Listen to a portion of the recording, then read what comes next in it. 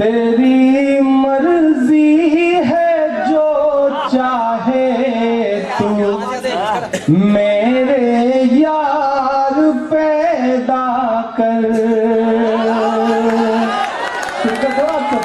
पढ़ता हूँ। तेरी मर्जी है जो चाहे तू मेरे यार पैदा कर। कोई भी चाय वाला या के चौकीदार पैदा कर। भले ही चाय वाला या के चौकीदार पैदा कर। बड़ी हैरत है वो खुद एक भी पैदा न कर।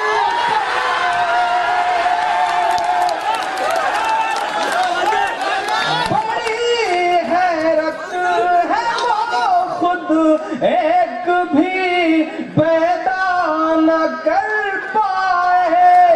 जो हर भाषण में कहते हैं कि बच्चे चार पैदा करें। जो हर भाषण में कहते हैं कि बच्चे चार पैदा कर। बहुत शुक्रिया, बहुत मोहब्बत है।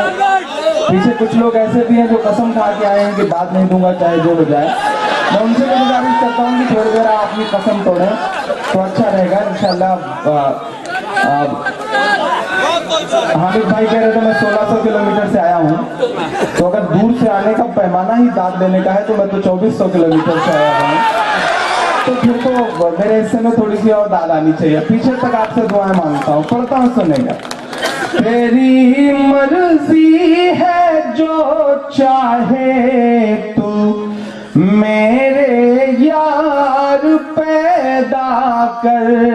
भले ही चाय वाला या के चौकीदार पैदा कर। बड़ी हैरत है वो खुद एक भी पैदा न कर पाए। जो हर भाषण में कहते हैं कि बच्चे चार पैदा कर। जो हर भाषण में कहते हैं। बहुत शुक्रिया, बहुत मोहब्बत है। आप बहुत अच्छा सुन रहे हैं। फिरोज भाई को बहुत मुबारकबाद, बड़ी अच्छी निजामत कर रहे हैं।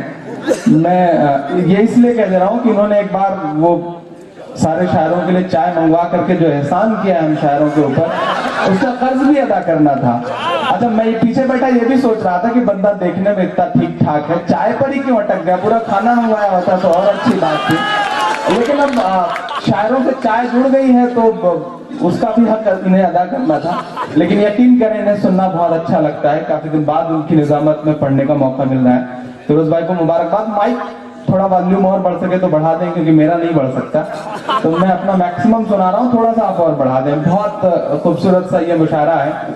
बहुत दिन बाद इतने सधे हुए और इतने कम लोगों में पढ़ने का मौका मिला है, तो आज आप सुन लें तो इंशाल्लाह वो सब सुना दिया जाए जो अक्सर मुशायरों में नहीं सुनाया जाता।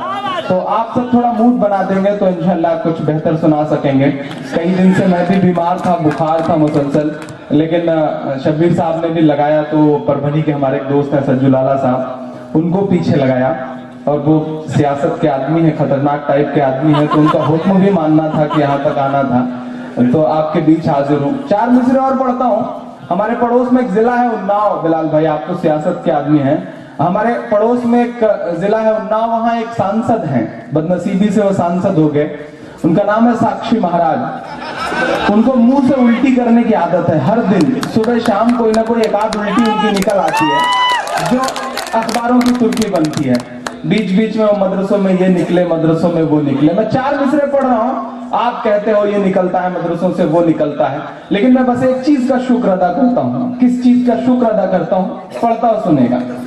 नहीं ऐसा नहीं है कल या परसों से नहीं निकले, नहीं ऐसा नहीं है कल या परसों से नहीं निकले।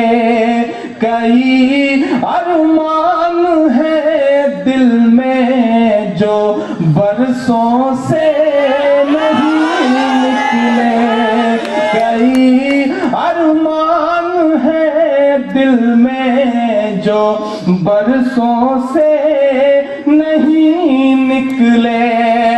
ओ साराम नित्यानंद या के पाल बाबा हो, साराम नित्यानंद या के पाल बाबा हो। खुदा का शुक्र है ये सब मदरसों से नहीं निकले। खुदा का मदरसों से नहीं निकले। कई अरमान है दिल में जो बरसों से नहीं निकले।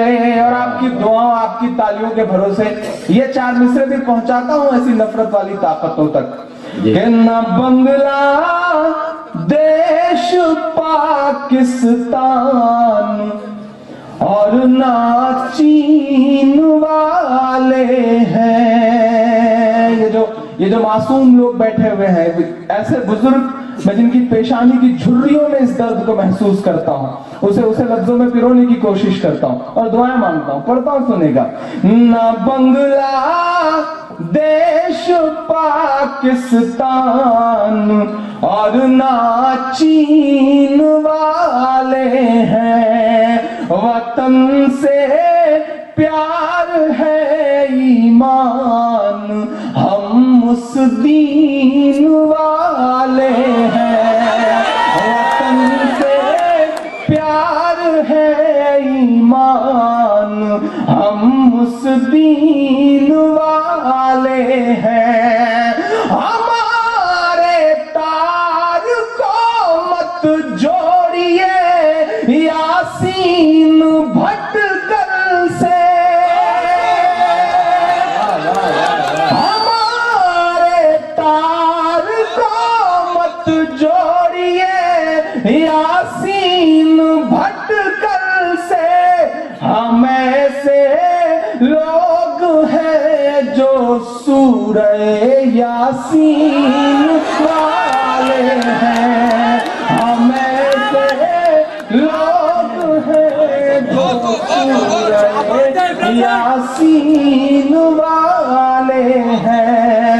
वतन से प्यार है ईमान। 4 मिसरे और पढ़ता हूं, बहुत अच्छा सुन रहे हैं, बस थोड़ा सा और बेदारी की जरूरत है।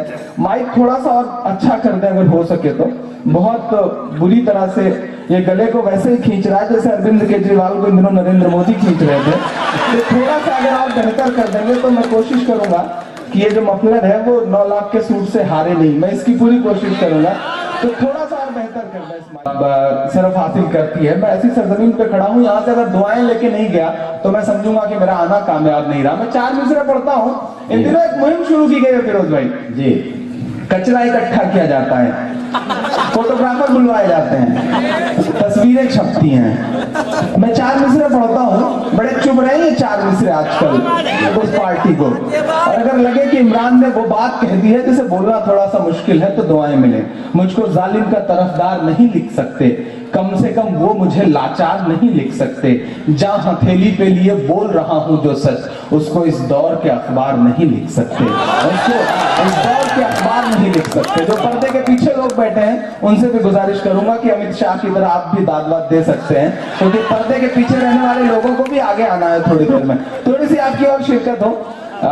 जो भाईजान अभी आए हैं, मैं उनका खैर मकदम करता हूँ। आप सही वक्त पे आए, मैं थोड़ा पहले आ गया था। आप सबकी थोड़ी सी और दुआ मिलेगी, उनकी भी दुआएं शामिल हो जाएंगी तो अच्छा रहेगा। मैं पढ़ता हूँ और लगे कि बात हुई है तो दाद देना मुझे। पढ़ता हूँ। किसी भी मौलवी से या के साधु से न छूटेगा, किसी भी मौलवी से या के साधु से न छूटेगा, मदारी के किसी करतब से जादू से न छूटेगा, मदारी के किसी करतब से जादू से न छूटेगा, सफाई कर रहे हो तो जरा दामन की भी कर लो, सफाई कर रहे हो तो जरा दामन की भी कर लो, हमारे खून का धब्बा है झाड़ू से न छूटेगा, हमारे खून का धब्बा है झाड़ू से न छूटेगा, इमरान भाई ये तुम्हारे यहाँ पे है, तुम्हारे यहाँ।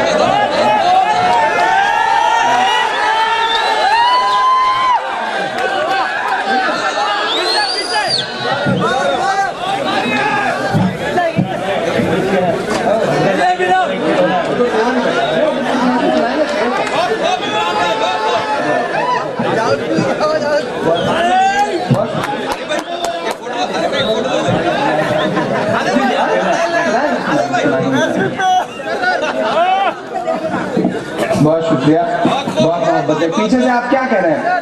फिर से पढ़ें। तो फिर से पढ़ने के लिए फिर जैसी ताली बजनी चाहिए। मतलब आप मुझे अभी भी शिकायत है आप लोगों से।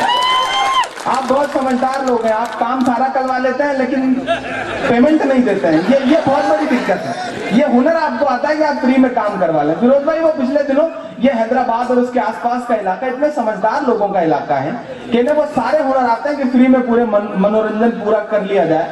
वो पिछले दिनों एक हैदराबाद का, एक मुंबई का और एक दिल्ली का आदमी सफर कर रहा था। 3 दोस्त एक साथ सफर कर रहे थे।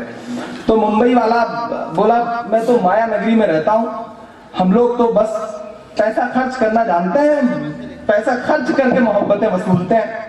तो ये हुआ कि कैसे खर्च करना जानते हो? उसने 500 की नोट निकाली, मोड़ करके सिगरेट बनाया, लाइटर निकाला, जला करके पीने लगा। बोला, देख रहे हो मैं 500 का सिगरेट पी जाता हूँ मिनट भर में। दिल्ली वाले का नंबर आया, उससे कहा गया कि तुम क्या करोगे? तो उसने 1000 की नोट निकाली, उसको मोड़ करके सिगरेट बनाया और जला करके पीने लगा। अब दोनों देखने लगे हैदराबाद वाले की तरफ।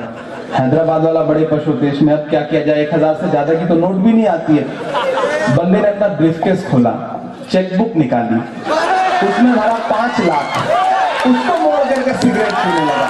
ये हुनर हैदराबाद को आता है, किसी और शहर को नहीं आता। तो आप सब जो चिंतन वो भी तो अच्छा रहेगा। थोड़ा सा अगर सुनिए तो फिर उसके बदले में कुछ दीजिए। हम आपसे और तो कुछ मांग नहीं रहे, जो लेना था वो शब्बीर साहब से हम ले चुके हैं, तो उसका कोई डर भी नहीं कि अब कम हो जाएगा। लेकिन आप दाद दे देंगे तो मेरे बाल बच्चे पल जाएंगे जो भी पैदा नहीं हुए हैं। तो थोड़ी सी और शिरकत हो आपकी तो कुछ अच्छा सुनाया जा सके। बहुत अजीम शख्सियत की सदारत है ये। रवि साहब बैठे हैं, हफीज साहब बैठे हैं, तो बहुत अहम लोग इस डाइस पे बैठे हुए। मैं कोशिश करता हूँ कि कुछ अच्छा सुना सकूं आप सबको। यकीन जानिए, तबियत पिछले 4-5 दिन से मुसलसल बुखार है।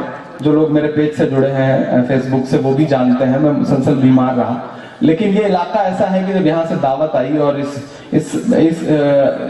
सरजमीन का भी नाम था उसमें, तो मैं मना नहीं कर सका, मैं हाजिर हो गया। दवा खा करके आपके बीच में आया हूँ। दुआ खा के जाऊंगा तो शायद मेरा ख्याल है कि फिर दवा खाने की जरूरत नहीं पड़ेगी। ऐसा कुछ करके भेजें आप। मैं पढ़ता हूँ। किसी भी मौलवी से या के साधु से न छूटेगा, मदारी के किसी करतब से जादू से न छूटेगा। सफाई कर रहे हो तो जरा दामन की भी कर लो, हमारे खून का धब्बा है झाड़ू से न छूटेगा। हमारे खून का धब्बा है झाड़ू से न छूटेगा। एक बहुत मासूम सी और बड़े मजे लेने वाली नज़्म आपको सुनाता हूं। कोई शायरी वारी नहीं है उसमें, बस ये है कि बात हो गई है, और बात हो गई हो तो आपकी दुआएं मिले। पढ़ता हूं, आप बहुत पढ़े लिखे लोग हैं, बहुत समझदार लोग हैं, ऐसा मैं इसलिए कह रहा हूं ताकि आपको लगे कि आपकी तारीफ की जा रही है और आप दाद देते रहे मुसलसल। मैं नज़्म शुरू करता हूं, पढ़ता हूं, सुनिएगा। हाथों की सफाई छुपाता है, मैं नाम नहीं लूंगा, नहीं आप जान जाएंगे कि मैं नरेंद्र मोदी की बात कर रहा हूं। मैं पढ़ रहा हूं, आप पहुंच जाए, पहुंच करके बताएं मुझे। पढ़ता हूं। हाथों की सफाई छुपाता है, वो काली कमाई छुपाता है। दावा है मसीहाई का मगर खुद अपनी लुगाई छुपाता है। इधर से उधर तक सबकी शिरकत है, थोड़ी देर मुशायरा बना ले। पढ़ता हूं। हाथों की सफाई छुपाता है। आजकल सोशल मीडिया पे एक जुमला बहुत चल रहा है कि मैं बेरोजगार था, मैं परेशान था, देश में बहुत भ्रष्टाचार था, मैं उससे बहुत तंग था, मैंने नरेंद्र मोदी को वोट दिया। 9 महीने बाद मेरी समझ में आया कि मैं बेवकूफ भी था। अब मैं तो पढ़ता हूँ, थोड़ी सी शिरकत हो आपकी। हाथों की सफाई छुपाता है, काली कमाई छुपाता है। दावा है मसीहाई का मगर खुद अपनी लुगाई छुपाता है। मीडिया ने जो गढ़ रखा है उस झूठी शान का क्या होगा। अब आपकी तालियों का शोर जाए दिल्ली तक, क्योंकि हैदराबाद से उठी हुई आवाज दिल्ली तक जाती है। एक छोटी आवाज आज भी जानी चाहिए आवाज। मीडिया ने जो गढ़ रखा है उस झूठी शान का क्या होगा। जो बीवी का ना हुआ भला वो हिंदुस्तान का क्या होगा। वो हिंदुस्तान का क्या होगा। बहुत शुक्रिया, बहुत अच्छा सुन रहा है।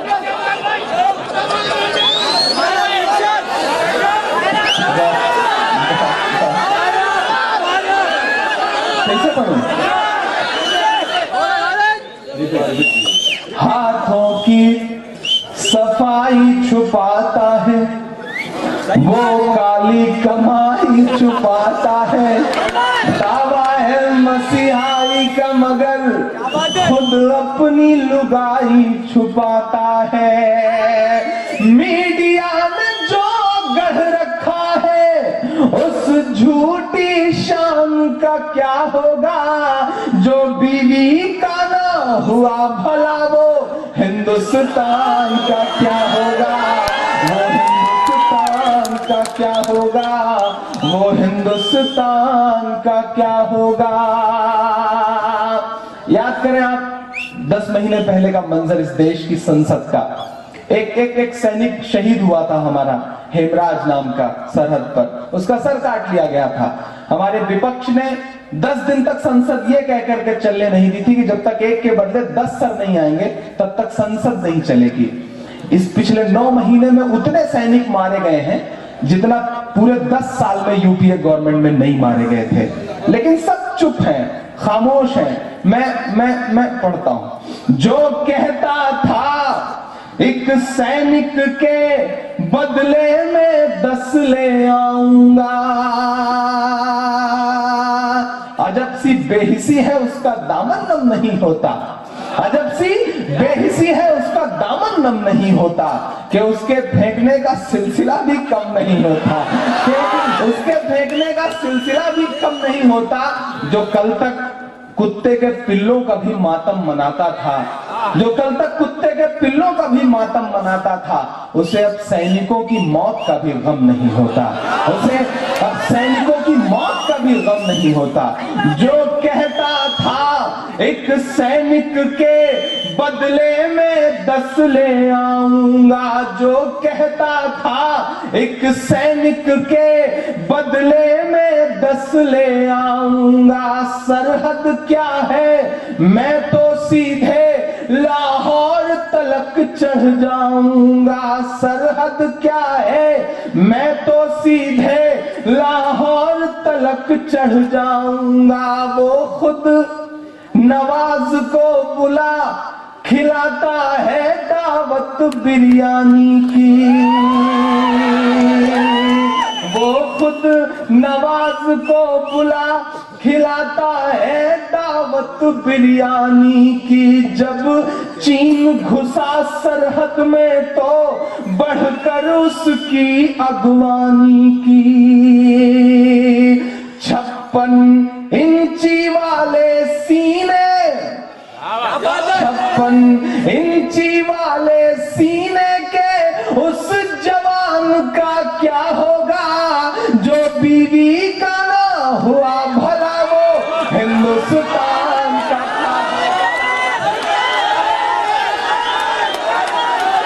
मैं जा थोड़े रहा था, मैं तो मार्केट वैल्यू चेक कर रहा था कि आप सुनने का मूड में आए या नहीं। मैं ये भी देख रहा था कि आपको इतनी देर से मैं रिचार्ज कर रहा हूँ, आप हुए या नहीं हुए। थोड़ा सा भी कोर कसर बची है।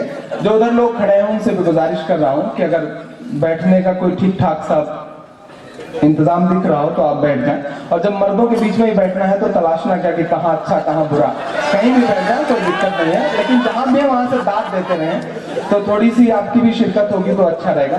बहुत अच्छा आप सुन रहे हैं माशाल्लाह।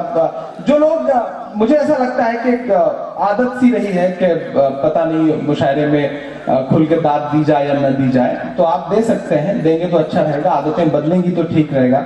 वो पिछले दिनों शब्बीर भाई चंबल में डाकुओं ने मुशायरा कराया, बड़ा खूबसूरत मुशायरा, बड़ी दाद वाद दी सारे डाकुओं ने मिलकर के सारे शायरों को। पेमेंट भी जो कहा था उसका दोगुना दिया, जैसे कि आज भी उम्मीद की जा रही है, तो उसका दोगुना पेमेंट दिया। जब दोगुना पेमेंट दिया तो सारे शायर बड़े खुश कि आज तो सब उल्टा पुल्टा हो रहा है, ऐसा कैसे हो रहा है, जो हमेशा लेते रहे वो दे रहे हैं। तो जब सारा पेमेंट वेमेंट दे करके बाइज्जत ला करके चंबल की सरहद के बाहर छोड़ दिया गया सारे शायरों को, तो सारे शायर बड़े खुश कि भाई आज हम उनको लूट के आ रहे हैं जो जमाने को लूटते रहे। जब 4-5 किलोमीटर निकल गए तो डाकू फिर पलट के आए, जितना दिया था सारा का सारा लूट लिया। तो शायरों ने कहा भैया जब लूटना ही था तो फिर मतलब आपने दिया क्यों? तो डाकुओं ने कहा देखिए भाई वो हमारी मेहमान नवाजी थी, ये हमारा काम है, ये हमारी आदत है, ये छूट नहीं सकता। तो आपकी भी आदतें थोड़ी छूटेंगी तो अच्छा लगेगा, थोड़ा सा आप और खुलें, अच्छा रहेगा, इंशाल्लाह कुछ बेहतर सुनाया जा सकेगा। एक नज़्म पढ़ता हूँ, इन दिनों वो नज़्म बड़ी सुनी जा रही है मुशायरों में, बहुत लोग उसे कोट कर रहे हैं। एक नज़्म पढ़ता हूँ, घर वापसी कर लो, ये कर लो, वो कर लो, पलट आओ। एक नज़्म पढ़ता हूँ। मैं ऐसे शहर से आता हूँ और ऐसे सूबे से आता हूँ जहां से ये आवाजें ज्यादा आ रही हैं, और ज्यादा आती हुई इन आवाजों के बीच रह करके ये नज्म कही है मैंने, और उनके कान तक भी पहुंच रही है। तो आपकी शिरकत होगी, आपकी दुआएं मिलेंगी, तो पूरी दुनिया में पढ़ सकूंगा इस नज्म को। पढ़ता हूँ, सुने। कह रहा हूं मैं ये नाप कर तोल कर, बिलाल में सुनेगा। कह रहा हूं मैं ये नाप कर तोल कर, अपने ईमान की आवाज पर बोल कर, अपने ईमान की आवाज पर बोल कर, ख्वाब घर वापसी का जो बुनते हैं वो,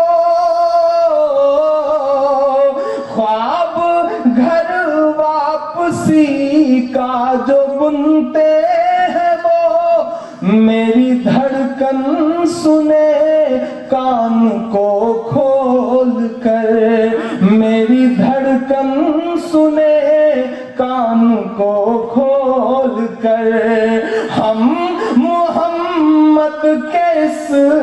इस्लाम की शान पर हम मोहम्मद के इस्लाम की शान पर कल भी कुर्बान थे, अब भी कुर्बान है। हम मुसलमान हैं, हम मुसलमान हैं, हम मुसलमान हैं, हम मुसलमान हैं। हम मोहम्मद के इस्लाम की शान पर कल भी कुर्बान थे, अब भी कुर्बान है। हम मुसलमान हैं, हम मुसलमान हैं। पहला बंद पड़ता है इस नज़्म का। हम तो फारस अरब से भी आए नहीं, हम तो फारस अरब से भी आए नहीं। तेरे अपने हैं हम तो पराए नहीं, तेरे अपने हैं हम तो पराए नहीं। इस तरह से सितम हम पे ढाए गए,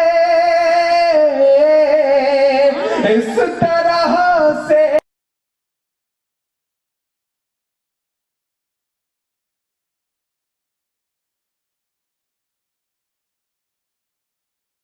पढ़ रहा हूँ, पूरी दिलेरी से पढ़ रहा हूँ, पूरी हिम्मत से पढ़ रहा हूँ। अकेला चलता हूँ, किसी Z+ सिक्योरिटी में नहीं चलता। लोग कहते हैं इमरान साहब डरा करिए, परेशान हो जाएंगे, तब मैं उनसे कहा करता हूँ कि मोहब्बत कौन करता है, सियासत कौन करता है।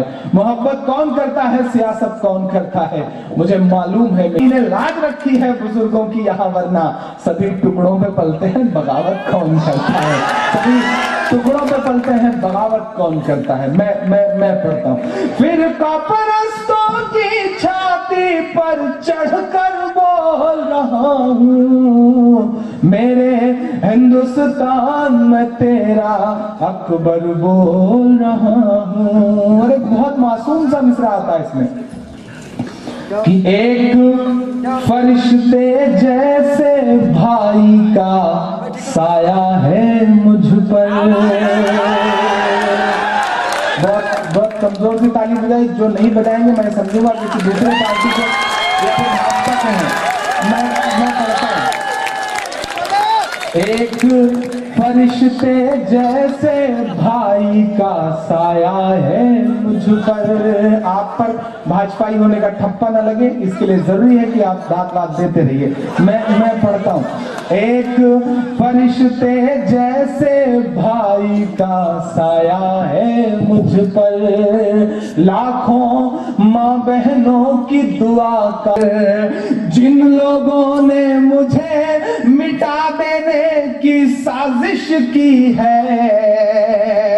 अगला मिसरा लग जाए कि उनके पूरे वजूद का मिसरा है, तो एक शख्स का हाथ उठ जाए। जिन लोगों ने मुझे मिटा देने की साजिश की है, उन्हें बता दो यार मौत ने मेरी परवरिश की है। उन्हें बता दो यार मौत ने मेरी परवरिश की है। तन्हा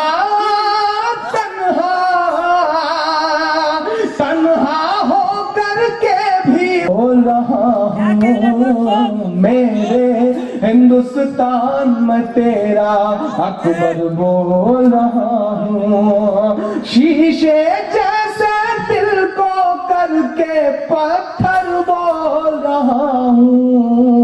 तू ही बता दे क्या मैं हद से बढ़कर बोल रहा हूँ। मेरे हिंदुस्तान में तेरा अकबर बोल रहा हूँ। पूरी नज़्म का जो निचोड़ है वो आखिरी के ये 4 मिसरे हैं। और अगर लग जाए कि ये उनके दिल की बात नहीं है, ये हिंदुस्तान के 30 करोड़ आवाम के दिल की बात है, क्योंकि हम आप सब इससे 2-4 हो गए। मैं पढ़ता हूँ। वो जो अपनी छत पे तिरंगा तलक नहीं फहराते, वो जो अपनी छत पे तिरंगा तलक नहीं फहराते, वो मेरे ऊपर गद्दारी का इल्जाम लगाते, वो मेरे ऊपर गद्दारी का इल्जाम लगाते। एक संगठन है जो पूरे सेंट्रल गवर्नमेंट का रिमोट कंट्रोल जिसके हाथ में है, वो अपने आप को राष्ट्रवादी संगठन कहता है, लेकिन आपकी जानकारी के लिए बता दूं कि आज तक उसके मुख्यालय पर कभी तिरंगा नहीं फहरा है। उसके गठन के बाद से आज तक, आपकी जनरल नॉलेज बढ़ा रहा हूं, आज तक कभी उन्होंने तिरंगा नहीं फहराया। ऑफिशियल ये बात है, मैं मिसरे पढ़ता हूं। वो जो अपनी छत पे तिरंगा तलक नहीं फहराते, मैं नाम नहीं लूंगा, नहीं आप जान जाएंगे कि मैं आरएसएस की बात कर रहा हूं। मैं पढ़ रहा हूं, सुनेगा। वो जो अपनी छत पे तिरंगा तलक नहीं फहराते, वो मेरे ऊपर गद्दारी का इल्जाम लगाते। नागपुर के मुख्यालय पर जिस दिन फहरेगा तिरंगा, सच्चा मिसरा है ये, नागपुर के मुख्यालय पर जिस दिन फहरेगा तिरंगा, उस दिन से पूरे भारत में कहीं न होगा दंगा, उस दिन से पूरे भारत में कहीं न होगा दंगा। ये ऐसा बहुत बुरे दौर से गुजर रहा है देश। जब राम का मंदिर बनाने वाले नाथू राम का मंदिर बना रहे हो, तो आपको समझना चाहिए कि देश बहुत बुरे दौर से गुजर रहा है। ये ऐसा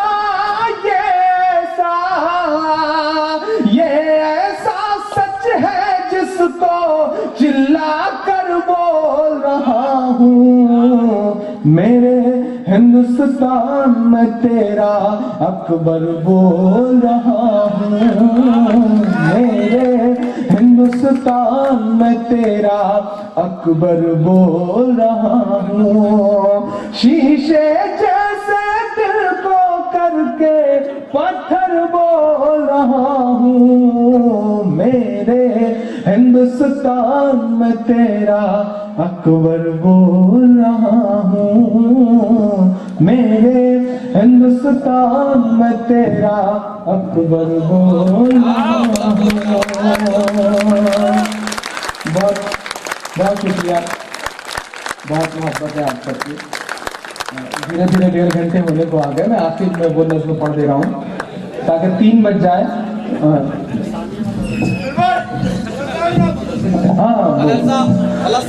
शब्बीर साहब का हुक्म है, उसे तो पूरा ही करना है क्योंकि पेमेंट हालांकि इन्हीं से लेना है।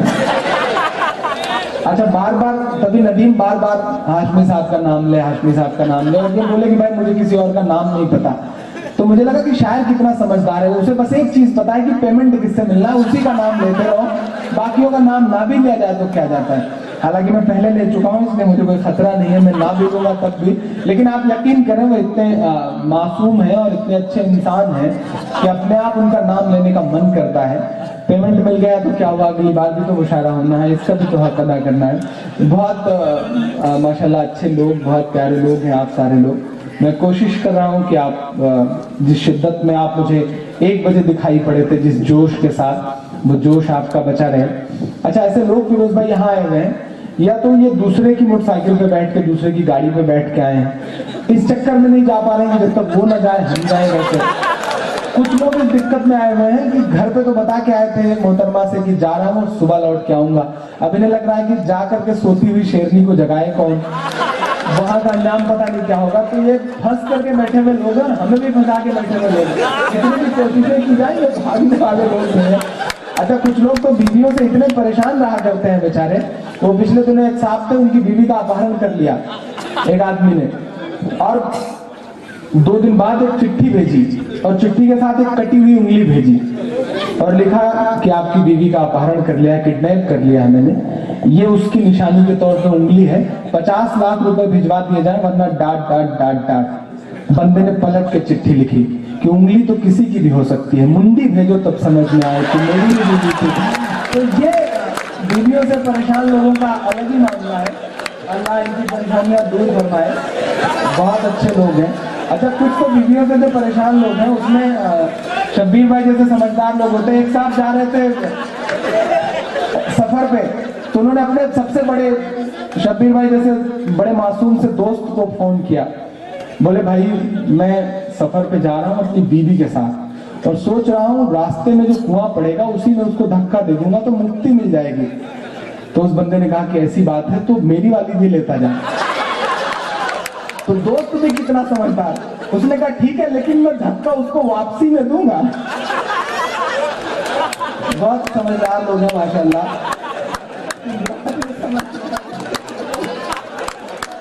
बहुत माशाल्लाह, बहुत समझदार लोग हैं आप, बहुत प्यार से सुन रहे हैं, इसी तरह से सुनते रहे। मैं वो थोड़ी देर आपको हल्का फुल्का कर रहा था, आप तो बड़े मोहब्बतों वाले लोग हैं। मैं वो नज्म पढ़ दूं जो मेरी पहचान की नज्म है, या जिस नज्म ने मुझे पूरी दुनिया का सफर कराया। मैं आपको बताऊं, यहाँ बड़े पढ़े लिखे लोग हैं, मैं इलाहाबाद यूनिवर्सिटी में हिंदी का स्टूडेंट हूँ। मदरसों से कोई सिलसिला नहीं, कोई पढ़ाई का सिलसिला नहीं, पूरी तरह से हिंदी का स्टूडेंट रहा। लेकिन अल्लाह को काम लेना होता है तो चींटियों से काम ले लेता है। अल्लाह ने मुझ जैसे हिंदी के पढ़े लिखे स्टूडेंट से मदरसों पे एक नज़्म कहलवाई। पिछले 15 साल से इलेक्ट्रॉनिक मीडिया हो, प्रिंट मीडिया हो, एक प्रोपेगेंडा खड़ा किया गया, एक मुहिम चलाई गई। मदरसों में टेररिज्म पलता है, मदरसों में हथियार मिलते हैं, मदरसों में ये होता है वो होता है, ये एक मुहिम चली। हमारी तरफ से आवाजें नहीं आई, अल्लाह ने मुझसे एक नज़्म कहलवाई और इस नज़्म को इतना इतना लोगों तक पहुंचाया, लोगों के मोबाइल क्लिपों तक पहुंची, लोगों के MP3 में पहुंची। मैं ट्रेनों में सफर करता रहता हूँ शब्बीर भाई, तो लोग मुझी को मेरी नज़्म सुनवाते हैं और कहते हैं कि अगर मुशायरे का शौक है, शायरी का शौक है तो कभी इसको सुनना बहुत अच्छा पड़ता है साला। तो उन लम्हों में लगता है कि अल्लाह ने कैसी गुमनाम से शोहरत दी है। सच में होता है, अमूमन ऐसा हो जाता है। तो उसका करम की उसने एक गुमनाम सी शोहरत दी मुझे। मैं वो नज़्म आपकी अदालत में रख रहा हूँ।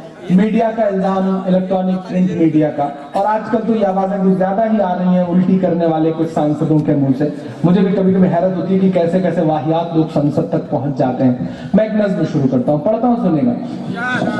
मिला हमेशा, हैदराबाद में पहली बार पढ़ रहा हूँ तो आप सुन के बता देंगे तो अच्छा रहेगा। मिला हमेशा, मिला हमेशा चाहत का पैगाम मदरसों से, मिला हमेशा चाहत का पैगाम मदरसों से। मत जोड़ो आतंकवाद का नाम मदरसों से, कोई इल्जाम मदरसों से, कोई इल्जाम मदरसों से। आपके आसपास ऐसी दीवारें आपको मिलेंगी जो आपसे कहती हुई मिलेंगी कि यहाँ कुरान पाक की हर लम्हा है तिलावत होती, यहाँ कुरान पाक की हर लम्हा है तिलावत होती। जर्रे जर्रे में हमदर्दी और मोहब्बत होती, और मोहब्बत होती। कभी नहीं, कभी नहीं हो सकता कत्ले आम मदरसों से। मत जोड़ो आतंकवाद का नाम मदरसों से, कोई इल्जाम मदरसों से, कोई इल्जाम मदरसों से। एक बंद पढ़ता हूं। इस देश का मिसाइल मैन अपनी 5वीं तक की तालीम चेन्नई के एक मस्जिद के बरामदे में बैठ के पूरी करता है, और आप कहते हैं मदरसे टेररिज्म का अड्डा है। कभी कभी गुस्सा भी आता है, कभी कभी खींच भी होती है, और ये लगता है कि कह दिया जाए कि बड़ी जरूरत देश को जब जब कीने दिया है लाल इन्हीं ने। तमाम अनाप शनाप छापने वाली मीडिया, अगर हिम्मत है तो ये सच छापे। 3 राष्ट्रपतियों के नाम गिना रहा हूं जिनकी बुनियाद मदरसों से जुड़ी हुई है। निकले जाकिर, निकले जाकिर फखरुद्दीन कलाम मदरसों से। मत जोड़ो आतंक आतंकवाद का नाम मदरसों से, कोई इल्जाम मदरसों से, कोई इल्जाम मदरसों से, मिला हमेशा चाहत का पैगाम मदरसों से। बहुत शुक्रिया। शब्बीर साहब जूते उतार के आ रहे हैं, ऐसा मेरी समझ में आ रहा है कि वो माला ही पहनाने आ रहे हैं, इसलिए मैं रुक गया हूं।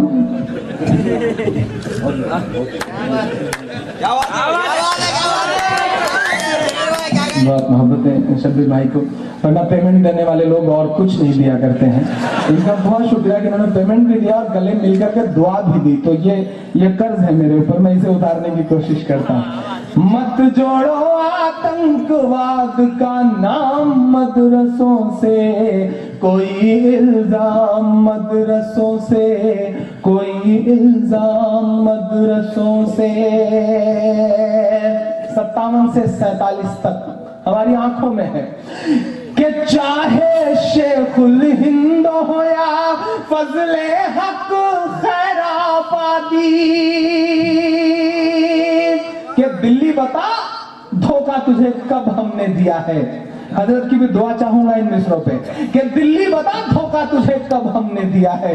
इतराने के लायक जो है सब हमने दिया है, इतराने के लायक जो है सब हमने दिया है। और हिंसा का जो इल्जाम लगाते हैं वो सुन ले, गांधी को महात्मा का लक़ब हमने दिया है, गांधी को महात्मा का लक़ब हमने दिया है। चाहे शेखुल हिंद हो या फजले हक खैराबादी, चाहे शेखुल हिंद हो या फजले हक खैराबादी, जंगे आजादी में सबने अपनी जान लड़ा दी, अपनी जान लड़ा दी। और साक्षी महाराज जी, मिला तुम्हें आजादी का इनाम मदरसों से। मत जोड़ो आतंकवाद का नाम मदरसों से, कोई इल्जाम मदरसों से, कोई इल्जाम मदरसों से। मैं जिस सूबे से आता हूं उसके आसपास का जो इलाका है वो इस बात का गवाह है कि 57 की जंग के बाद अंग्रेजों को लगा कि हिंदुस्तान से हुकूमत तो बहुत मुश्किल है। आपका भी इलाका इस बात का गवाह है। अंग्रेजों को लगा कि हिंदुस्तान पे हुकूमत तो बहुत मुश्किल है। हम लड़ रहे थे उस वक्त, हमसे छीनी गई थी हुकूमत, अंग्रेजों ने हमसे छीनी थी हुकूमत, हम लड़ रहे थे उस वक्त। उन्हें लगा कि हिंदुस्तान पे हुकूमत तो बहुत मुश्किल है, हिंदुस्तान पे हुकूमत करना है तो मुसलमानों को मिटाओ, मुसलमानों को मिटाना है तो कुरान मिटाओ। हमारे आसपास के ऐसे बहुत सारे इलाके हैं जहां अंग्रेजों के हुक्म के बाद उलेमाओं को फांसियां दी गई और यह कहा गया कि जब तक लोगों में दहशत न फैल जाए तब तक इनकी लाशें मत उतारना, चाहे जितने दिन लग जाएं। ऐसे भी मंजर हमारी आंखों के सामने है। मैं ये बंद में पढ़ता हूं, मेरी जिंदगी में मैंने जो कुछ कहा सब एक तराजू पर, ये 2 मिसरे एक तराजू पर, क्योंकि ये मिसरे मेरी माँ को बहुत पसंद है, मैं आपकी अदालत में रख रहा हूं कि जंगे आजादी में फिरंगी लाख कुरान जलाए। अगला मिसरा अगर आपके ईमान को पुकारे तो एक हाथ उठ जाए, अब तक की सबसे बड़ी ताली और सबसे बड़ी दुआ मिले मुझे। जंगे आजादी में फिरंगी लाख कुरान जलाए, जंगे आजादी में फिरंगी लाख कुरान जलाए, किसी भी हाफिज के दिल से एक हर्फ मिटाना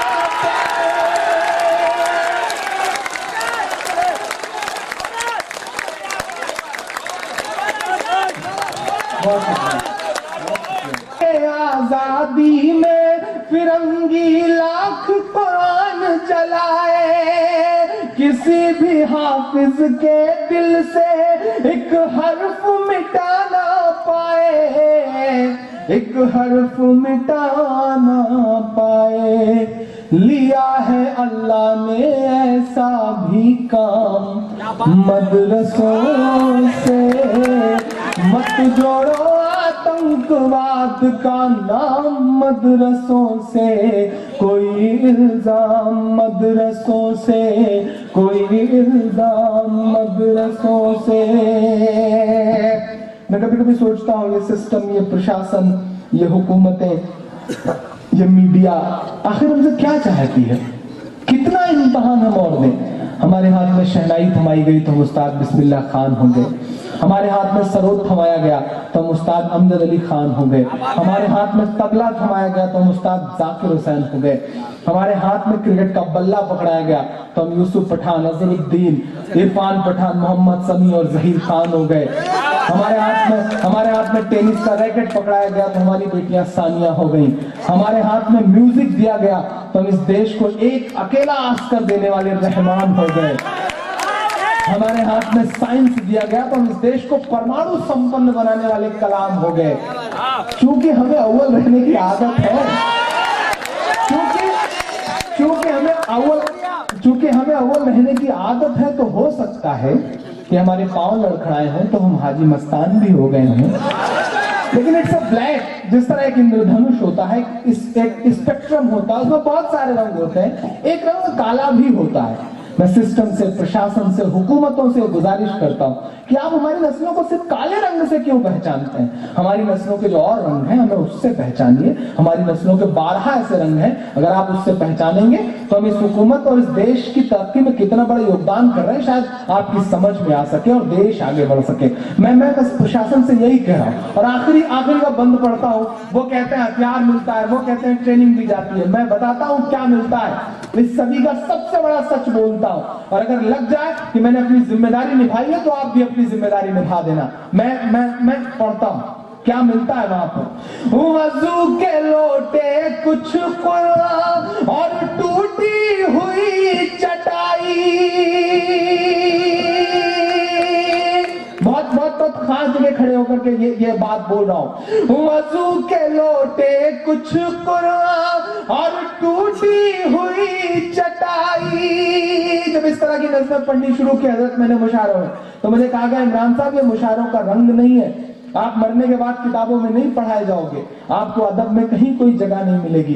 तब मैं बड़े सलीके से लोगों से ये कहता रहा कि मुझे मालूम है कि मुझे मरने के बाद अदब में कोई जगह नहीं मिलेगी, लेकिन मुझे उससे भी बड़ी बात ये पता है कि मुझे जीते जी इंकलाब पैदा करना है। मैं उस कोशिश में लगा हुआ हूं। मुझे हर जुल्म के आगे तुम्हारी ढाल बनना है, मुझे हर जुल्म के आगे तुम्हारी ढाल बनना है। मुझे गालिब नहीं बनना, मुझे इकबाल बनना है। मुझे गालिब नहीं बनना, मुझे इकबाल बनना है। कराया जाता रहा, समझाया जाता रहा, इमरान साहब मुशायरों में ये मत पढ़ा करो, वो मत पढ़ा करो, ऐसे मत बोला करो, वैसे मत बोला करो। तब मैं उनसे कहता रहा कि क्या आरज़ू करूं मैं तेरी आरज़ू के बाद, कुछ भी नहीं बचेगा मेरी गुफ्तगू के बाद, और दुनिया का कोई खौफ मुझे क्या डराएगा। माँ ने है मुझको दूध पिलाया वजू के बाद। वजू के लोटे कुछ कुरान और टूटी हुई चटाई। वजू के लोटे कुछ कुरान और टूटी हुई चटाई। जिसे देखना है वो आकर देखे ये सच्चाई, देखे ये सच्चाई। आमीन कह के विदा करना हैदराबाद वालों। फैला है और फैलेगा इस्लाम मदरसों से।